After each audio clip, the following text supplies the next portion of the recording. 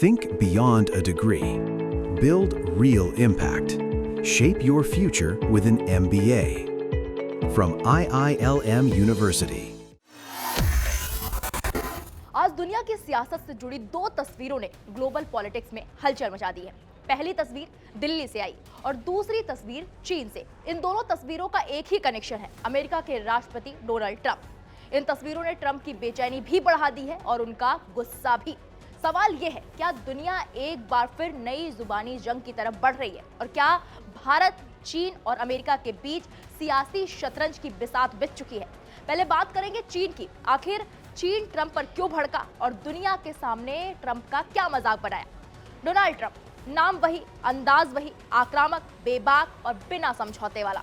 America के राष्ट्रपति बनने के बाद ट्रंप ने एक के बाद एक सख्त फैसले लिए हैं। कई देशों पर टैरिफ, अवैध इमिग्रेशन पर कड़ी कार्रवाई और उसके बाद सीधा निशाना वेनेजुएला। अमेरिका का दावा है कि वेनेजुएला के राष्ट्रपति निकोलस मादुरो अंतर्राष्ट्रीय सुरक्षा के लिए खतरा बन चुके थे। ट्रंप का आरोप है कि वेनेजुएला से अमेरिका में कोकीन और फेंटेनाइल जैसी खतरनाक ड्रग्स पहुंचाई जा रही थी।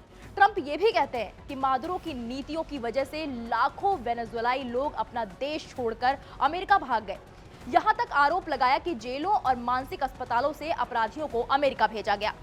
लेकिन ट्रंप यही नहीं रुके, उन्होंने फिर दोहराया ग्रीनलैंड पर अमेरिका के अधिकार का मुद्दा।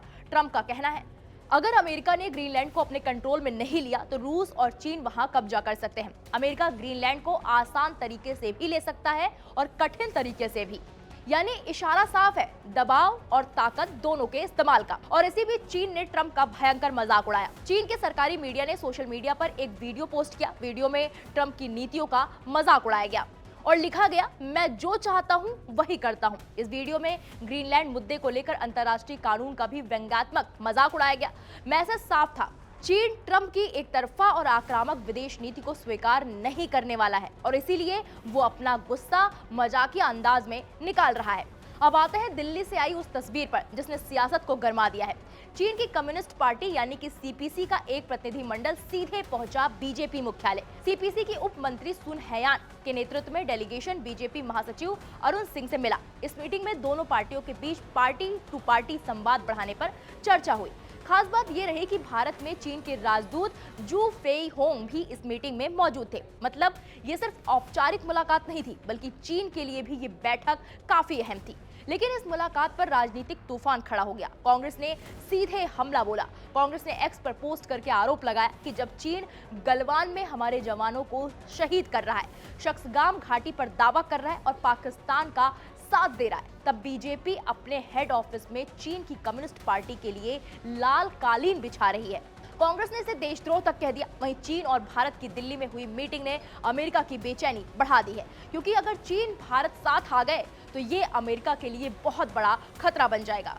तो अब सवाल बहुत बड़े हैं, क्या ट्रंप की आक्रामक नीतियां दुनिया को नई टकराव की ओर ले जा रही हैं और क्या चीन अमेरिका को खुली चुनौती देने के मूड में है और क्या भारत कूटनीति और राजनीति के बीच एक बेहद नाजुक संतुलन साध रहा है? दो तस्वीरें लेकिन असर पूरी दुनिया पर।